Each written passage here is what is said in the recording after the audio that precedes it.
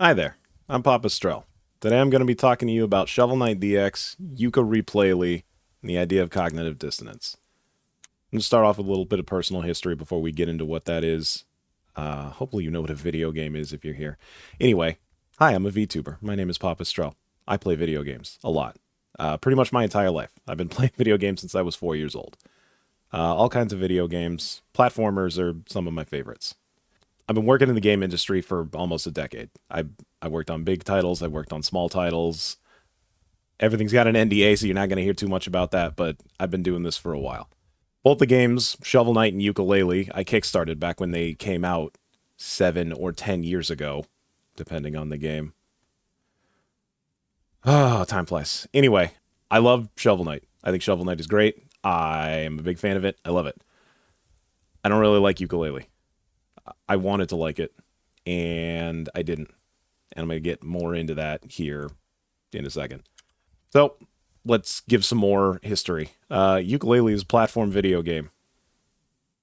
This whole video kind of hinges on you knowing what those are, so if you don't, go look it up. Figure out what a Google is. I love Banjo-Kazooie growing up. I love 3D platformers in general. I love Mario 64. I love Spyro. I love Crash. Took a second. I really like that genre. I'm a Banjo-Tooie enjoyer. I like Banjo-Tooie. I like Banjo-Tooie more than Banjo-Kazooie. And if that causes you to click off this video, then sorry about that. But I do. Maybe it's because I played Tooie before Kazooie. Maybe there's just something about its design that tickles my brain. I don't know. But I like it, genuinely. So when I first heard about Yooka-Laylee being announced back in 2017, it was probably announced before 2017. It released in 2017.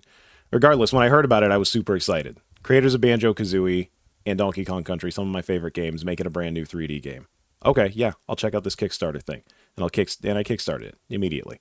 The game came out, I played it, and I was really disappointed. I didn't like it like I wanted to like it. It didn't make me feel like Banjo-Kazooie or Banjo-Tooie made me felt. Whatever, we're rolling with it. Some of the complaints is that it felt too big and empty. And again, this is coming from a guy who likes Banjo-Tooie, a game with massive complaints such as this game is too big and empty, and there's too much backtracking. I felt that Yooka-Laylee was even worse than that in some regards. I also felt that it made a lot of modern game changes. Man, I wish I could move my arms and do some little air quotes. That I think were overall worse than if they hadn't. Stamina bars, the number one chief thing among them. If you haven't played Yooka-Laylee, and you have played Banjo, in Banjo-Kazooie, you can walk faster, you can talon trot, and you can just do that. In Yooka-Laylee, you have a similar ability, but it has a stamina meter. So you can only do that for a short time before you gotta let it recharge. I don't know why that is. I genuinely cannot imagine why they thought limiting that movement would be more fun. They also removed a lot of things that in Banjo-Kazooie would use ammo and replace them with stamina bars. I think in some cases that was good. I think in other cases it wasn't. I think some of the things in Yooka-Laylee that were supposed to be rewarding ended up being very unfun. Namely, pretty much every single transformation. Just like Banjo-Kazooie and Banjo-Tooie, there were transformations. You could transform into other things, usually vehicles. Every single one of them controlled bad and felt bad to use, and I did not want to use them. And it was supposed to be like, here's a fun reward. You can do a different thing, and I didn't want to. I didn't want to do those things. There was a lot of old school style mini games. They had a fun little Retrosaurus and a arcade machine that you could play them on. I can't remember liking a single one of them. I do not think any of them were good. And then minecart sections, reminiscent of Donkey Kong Country, the other thing that the people making this game were known for.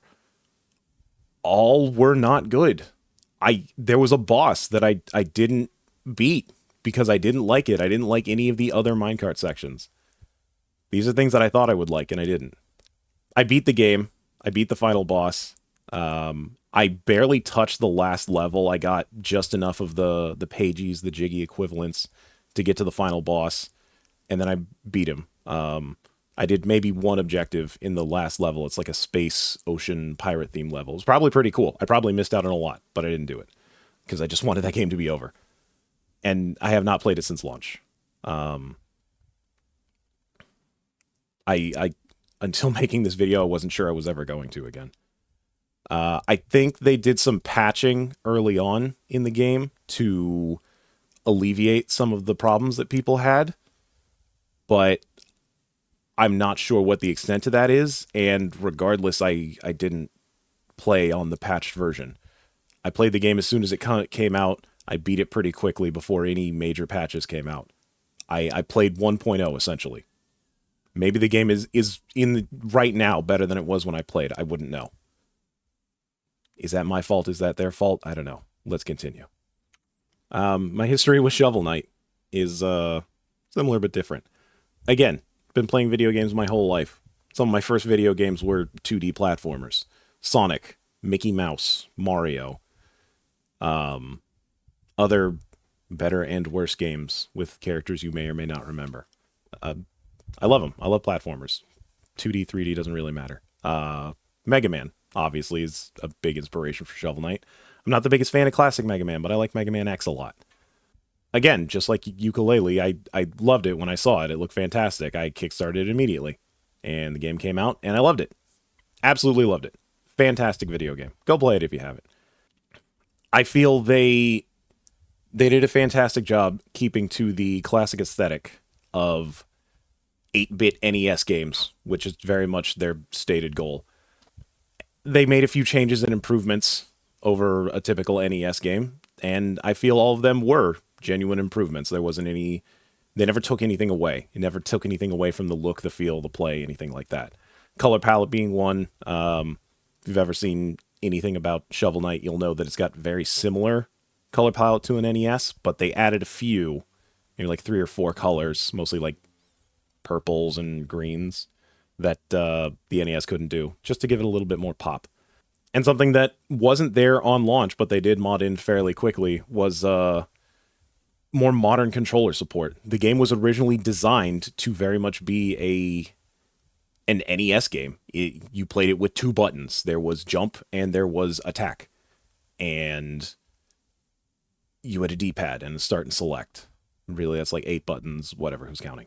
And that was fine. But, you know, modern controllers have a hell of a lot more buttons on them, so pretty quickly they updated the game to let you use those buttons. So you can quick select weapons and have different weapons equipped. Just things you couldn't do on an NES controller, but maybe you could do on like a Super NES controller or something, or an Xbox controller, whatever. I don't love everything about Shovel Knight. I'm not totally in love with the game. I think it's got its flaws. I think it's got its faults. I don't really like anything that has to do with the King of Cards DLC, be it the battle mode, the card game, the King of Cards campaign, but that's not a topic for this video. I played it a bunch since release. I just played Shovel Knight, Shovel of Hope. Back in my day, it was just called Shovel Knight. I just played it maybe less than 6 months ago. So, my initial reaction to Yooka-Replaylee, this is the part where I was going to show a trailer, but then I was like, do I want to risk getting DMCA'd? And the answer to that is no. So, if you haven't seen the trailer, go see the trailer. It's minute and a half, maybe 2 minutes long. Don't worry, I'll wait. Okay, anyway. So I watched the trailer, and my immediate reaction was, it feels like it's too soon for a remaster. The game's only 7 years old. Why are you remastering a game that's not even 10 years old? I did a little bit of research. The Last of Us was 10 years old. It was released on the PS3, 10 years before it came out on PS5 and PC.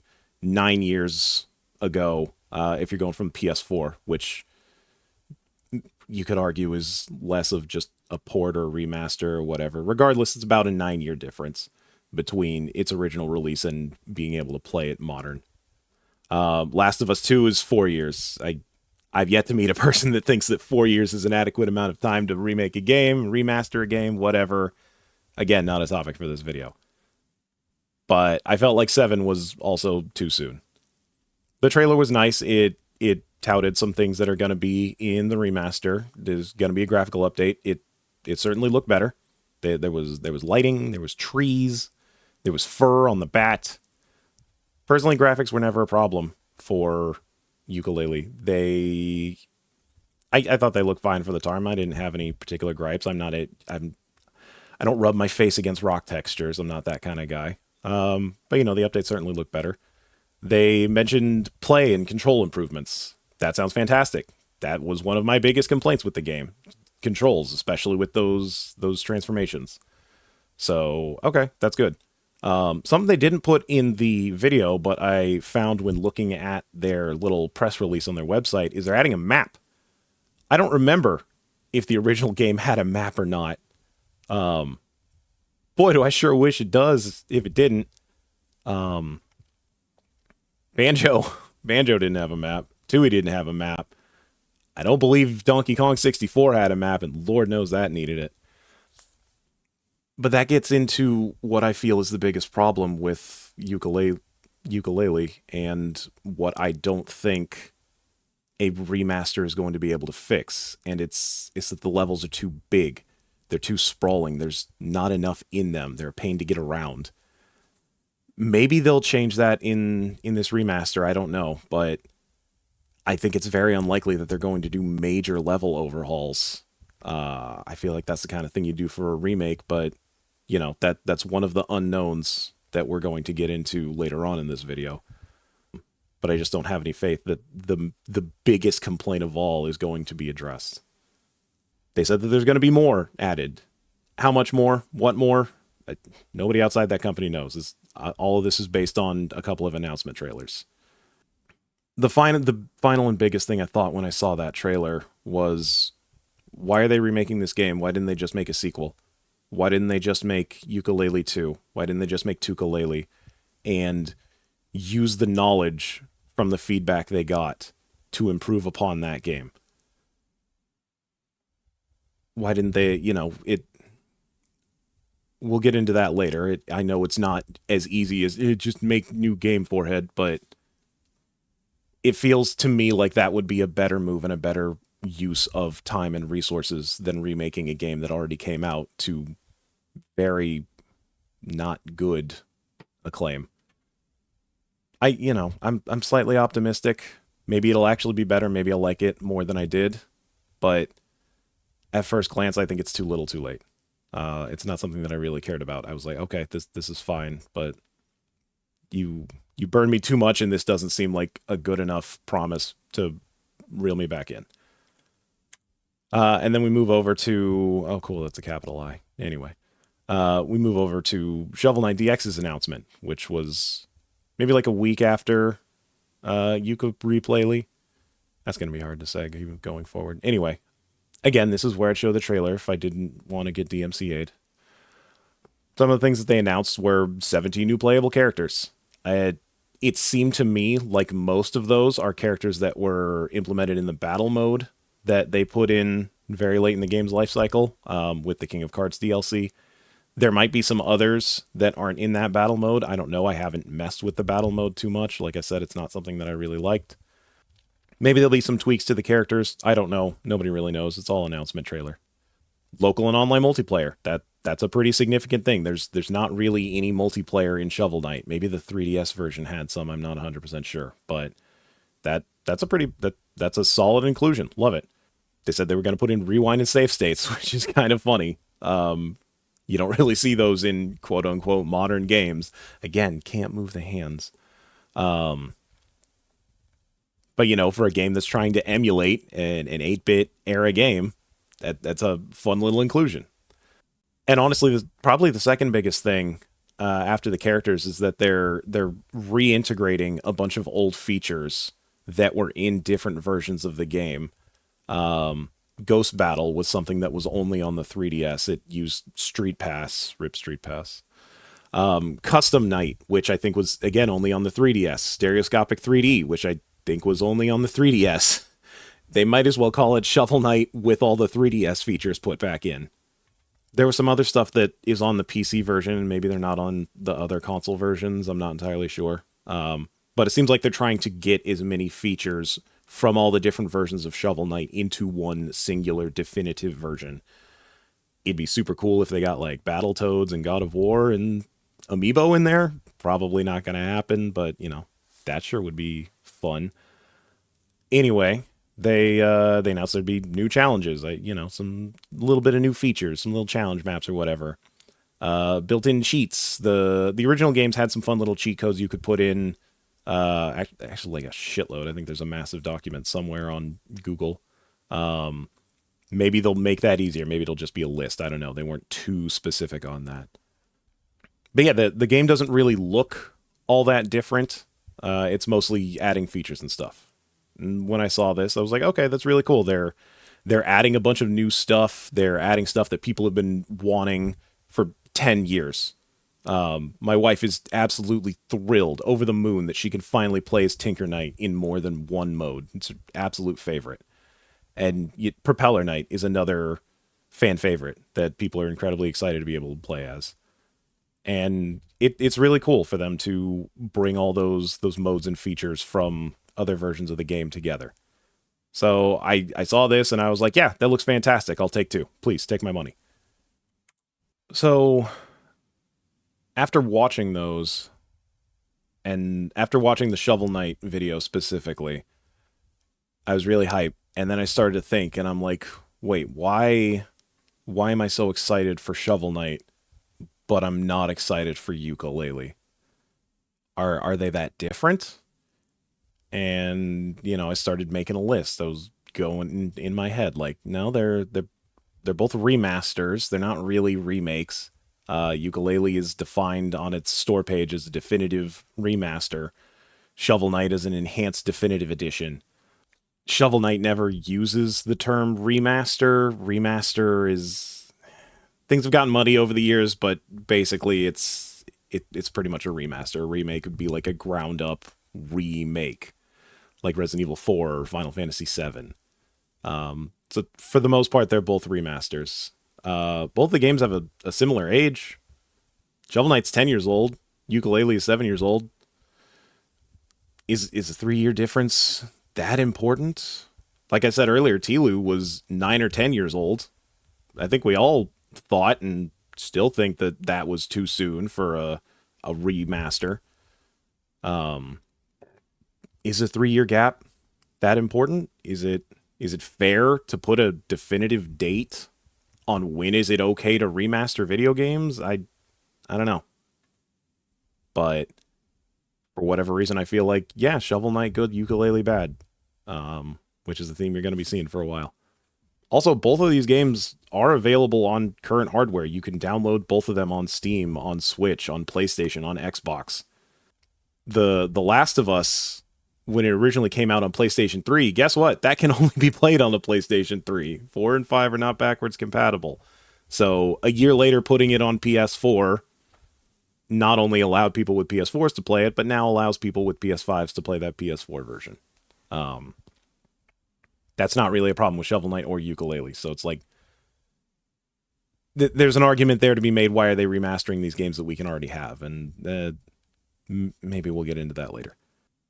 And then I thought, okay, well, what else is different? Shovel Knight has a bigger list of features. Is that different? Is that significant? Is it fair to compare the work of these different devs? Is it fair to boil down years of game development to a couple of bullet points on a list? I don't really think so. That's not something I want to think about. That's not something I want to do. That's not what this video is here to talk about, so I'm not going to do that. I don't think just saying, oh, number of features mean more work, mean good, is a terrible idea. So in that regard, they're not really that different. Is it necessary to remaster either of them? Like I said, they're both available. They're both adding something. But is it really necessary? Could both of them have just been a sequel? That's something I thought about. And then as I kept thinking, really the only major difference between the two is that I like Shovel Knight. and I don't like Yooka-Laylee. I don't know if that's good enough. Before we get into talking about some more comparisons and whatnot, I want to talk about some of the realities and unknowns of game making. Like I said earlier, I've been doing this for about a decade. I know a few things.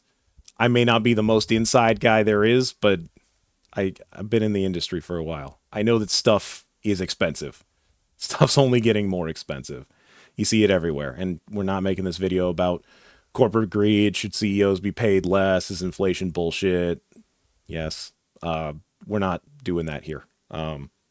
Just know that stuff costs money, and money is tight. To that end, I don't know the state these companies are in. I don't know how well they're doing. I don't know how much money they have. I would think Shovel Knight has a lot of money. Yacht Club, the creators of Shovel Knight, they certainly have been doing well, but I don't know, and I don't think it's a good idea to speculate and make bold claims. Same thing for Playtonic. What I do know is that when you make a game, if you can't fund it yourself, you get funding from somewhere else. Maybe you got some investors. Maybe you got some people inside. Maybe you got some people outside. If you've got an investor with a big enough check stapled to a contract, you can put anything you want in there. You can tell them what the game needs to have, what expectations you have if you're going to take my millions of dollars to make a video game. That, guess what? A lot more than video games work like that. Another thing is it's cheaper to make a remaster than a remake or a whole new game.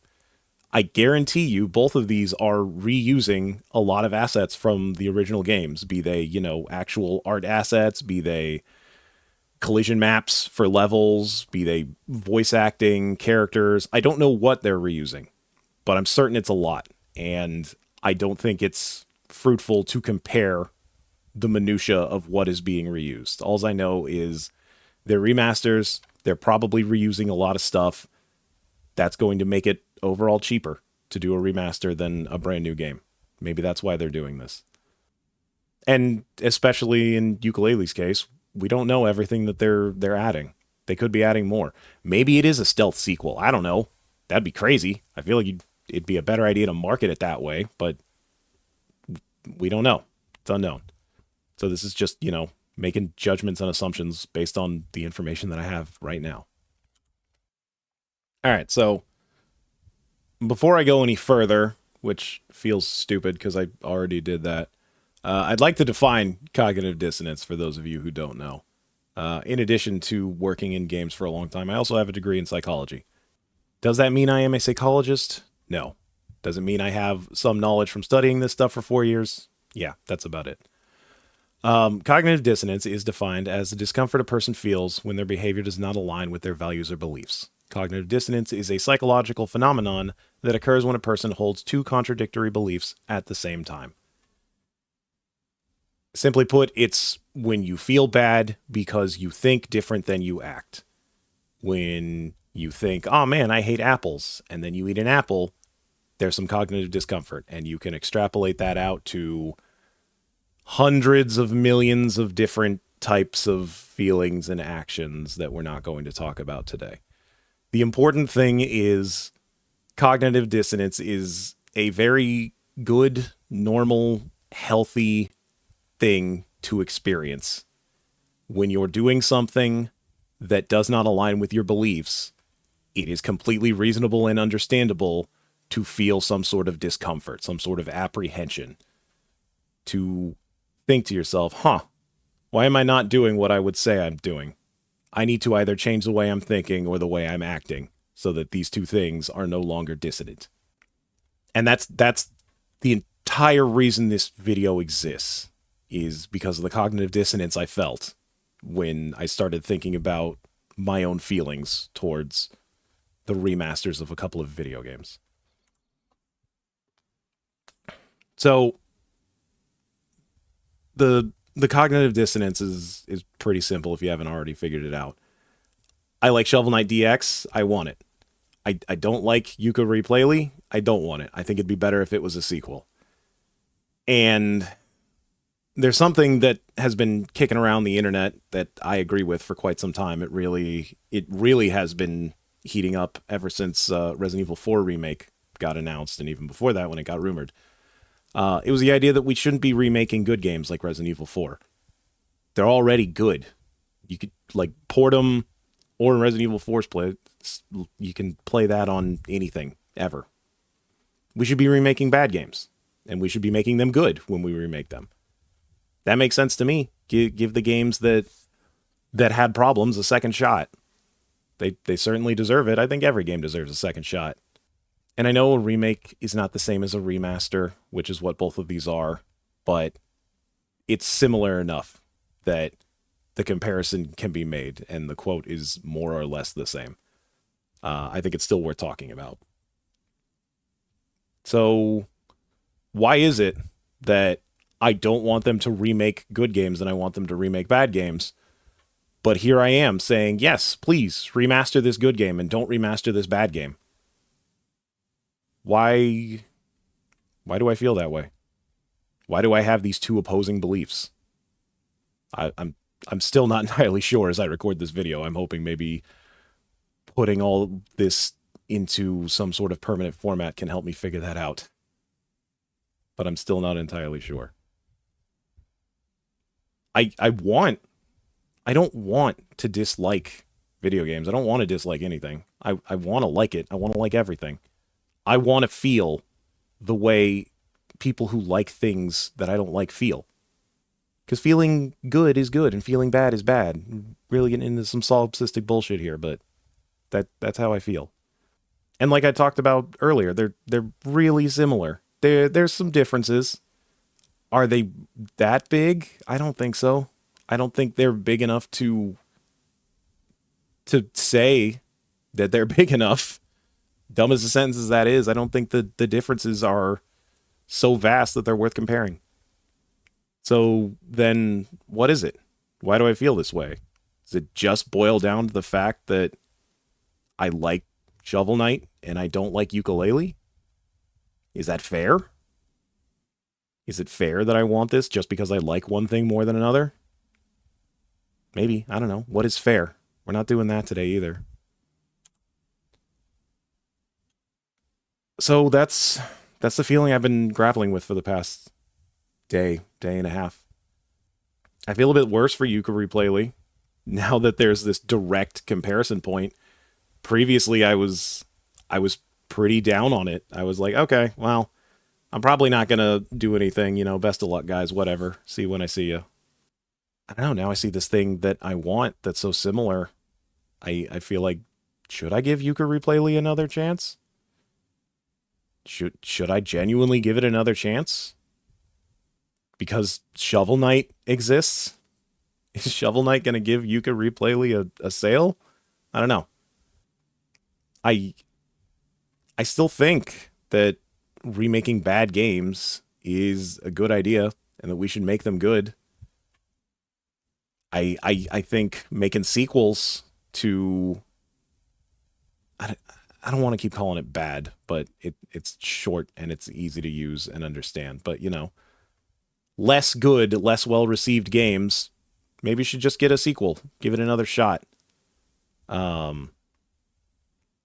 know that things are more complicated than this thing good, this thing bad. I'm trying to be nuanced here, but there's only so much nuance you can do in a freaking YouTube video. Oh, wow, we've already gone over 30 minutes. Well, I'm going to cut some of this. Anyway, it's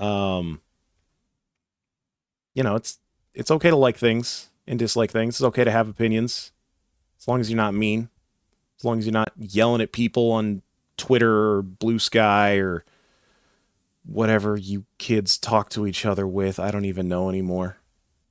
Ultimately, I think I just kind of learned to live with this double standard, this cognitive dissonance. I like Shovel Knight. I like Shovel Knight DX. I want it. I don't like Yooka-Laylee. I don't think Yooka-Replaylee should exist the way it does. I think it should have just been a sequel. I think they should have just made a sequel and made it better. But I also think that we should give bad games another shot. maybe another shot doesn't necessarily mean a remake. Maybe it means a sequel. I don't know. That's kind of all I got. I I wish I had a magic bullet. I wish I had a way to just figure this out and definitively say, no, this is how you should feel. But I still don't. Some of the final thoughts I had when I was working my way through all of this is these were two of the first big Kickstarter games. Obviously, there were stuff before both of them. FTL, maybe for all intents and purposes, one of the first Kickstarter games. Like, big Kickstarter games.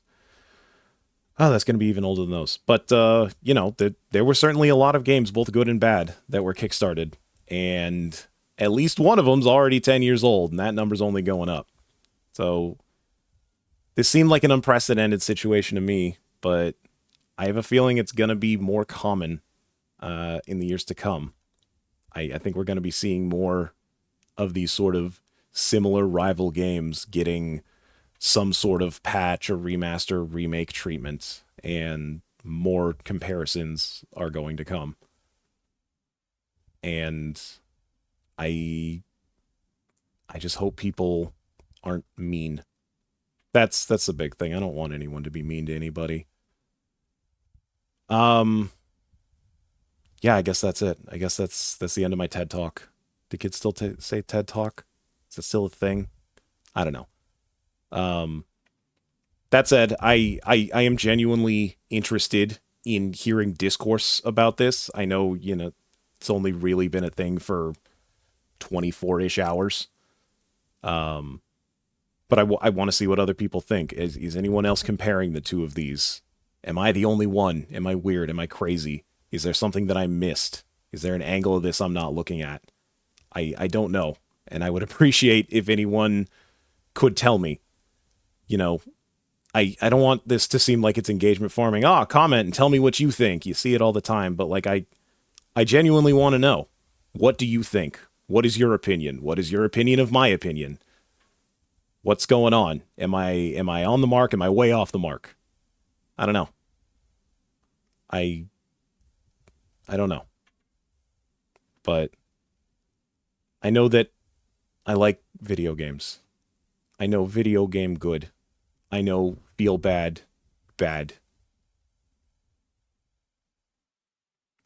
Yeah, I guess that's one way to end a video. Thanks for watching. Goodbye.